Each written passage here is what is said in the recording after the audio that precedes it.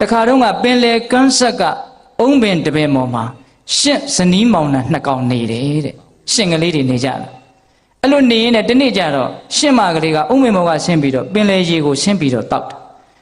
တော့ပင်လေရေဒီလိုင်းကလာနေတာ तू မမြင်ဘူးလေ तू ကလေးဆန်လေးတေးသေးလေးဆိုတော့မသိဘူးကိုအဲ့ဒါနဲ့အဲ့ဒီရေလိုင်းနဲ့ဒီရှင့်မလေးကပင်လေရေထဲကိုမျောပါသွားရောသေရောမမြင်ရတော့ဘူးအဲ့တော့ရှင့်မိုးကပြန်မလာနဲ့စောင်းရင်းနဲ့သူ့ရှင့်မဒီပင်လေထဲဆင်းသွားတာပြန်မလာဘူးဆိုတော့သူအင်မတန်ခံစားရတယ်တဲ့အဲ့ဒီရှင်ကလေးက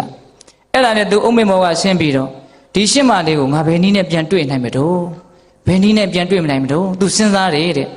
စဉ်းစားတော့ငါရှင်မလေးဟာဟောဒီပင်လေရေထဲမှာတေချာပေါက်ရှိဒါကြောင့်ဒီပင်လေရေတွေဖုံးနေလို့ငါရှင်မလေးကိုငါမမြင်ရဒီပင်လေရေတွေသာအကယ်၍မရှိဘူးဆိုရင်ငါရှင်မလေးကိုငါတေချာပေါက်ပြန်တွေ့မယ်အဲ့ဒါနဲ့သူကဘာတုံးဆိုတော့ပင်လေထဲကိုဆင်းသူ့ရဲ့အမီးပွားပါကလေးကိုပင်လေရေထဲနှစ်ပြီးတော့ရွာနဲ့ပြန်တက်လာကမ်းပေါ်တော့အဲ့ဒီအမီးကဆွတ်ထားတဲ့ရေကလေးကိုခါနောက်တစ်ခါပြန်ဆင်း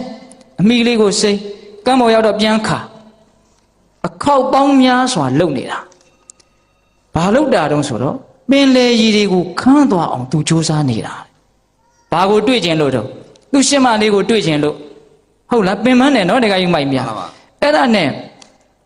ဒီကန်းဆောင်နက်ကကန်းမှာစောင့်နေတဲ့နက်ကဒီရှင်ကလေးကိုတိတ်တနာတယ်ဖြစ်နိုင်ဘူးနော်မင်းသေးတာသွားမယ်ဒီရေကတော့ခမ်းမှာမဟုတ်ဘူးအဲ့ဒါနဲ့ကန်းဆောင်နက်ကကိုထင်ပြပြီးတော့တဲ့ပုံမြင်ဆိုတော့လေကိုထင်ပြပြီးတော့ရှင်ကလေးမင်းဘာလုပ်တာလဲဟာကျွန်တော်ချစ်တဲ့ရှင်မလေးဒီထဲမှာရှိတယ်ဒါကြောင့်မို့လို့ပင်လေရေတွေဖုံးနေလို့မမြင်ရလို့ပင်လေရေတွေကုံသွားအောင်ကျုပ်ဒီလိုလုပ်နေတယ်မင်းမဖြစ်နိုင်ဘူးနော်တနာလွန်းလို့ဟုတ်လားအဲ့ဒါနဲ့ကန်းဆောင်နက်ကမင်းမှာချစ်ချင်းကြောင့်ပင်ပန်းနေပြီ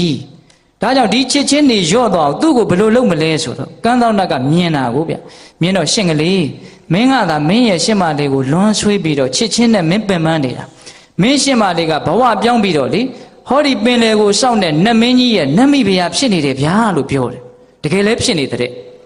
အဲ့ဒါနဲ့ကန်းသောနက်ကဒီရှင်လေးရဲ့ချစ်ချင်းတရားတွေရော့ပြီးတော့တတ်တာပါစီတော့ဆိုတဲ့ရည်ရွယ်ချက်နဲ့သူ့ရဲ့တကူနဲ့ပင်လေဆောင်နတ်မင်းကြီးနဲ့ရှင်းမလေးကသေလို့ဖြစ်နေတဲ့ပင်လေဆောင်နတ်မင်းကြီးရဲ့မိဖုရားကိုတကိုးနဲ့ပြတော့ရှင်လေးကမော့ကြည့်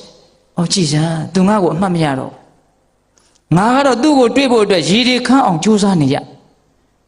ပိဿရဲ့ချစ်ချင်းကနေမုံချင်းကိုတောက်လျှောက်ရောက်သွားတာဒါကြောင့်ဦးသိန်းကတစ်ခါစဉ်းစားကြည့်တယ်ချစ်ချင်းနဲ့မုံချင်းဟာလေဟိုဘက်နဲ့ဒီဘက်နဲ့ကတ်နေတယ်လို့ပဲလှည့်လိုက်တာနဲ့တစ်ခါတလေအင်မတန်မြန်တယ်မေတ္တာနဲ့ချစ်တာကိုဆိုလိုတာမဟုတ်ဘူးเนาะတခါကြီးဒီမိုက်မြနော်တဏှာလောဘနဲ့ချစ်တယ်ဆိုတာကိုယ်စိတ်တိုင်း